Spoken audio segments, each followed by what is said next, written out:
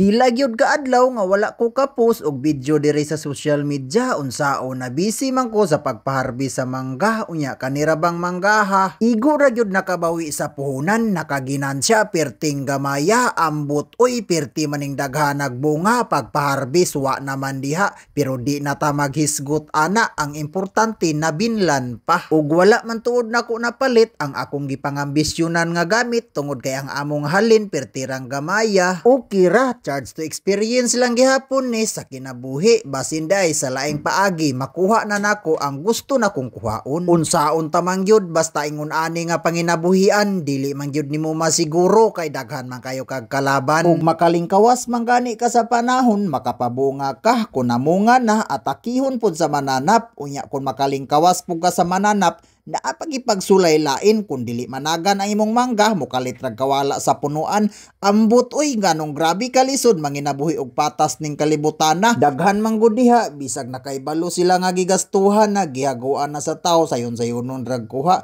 pero di na ta maghisgot ana ang importante nakabawi mi sa mong gasto bahala guway ginansya og dinhira tataman mga ka-idol daghan kayong salamat sa kanunay niyong suporta babo.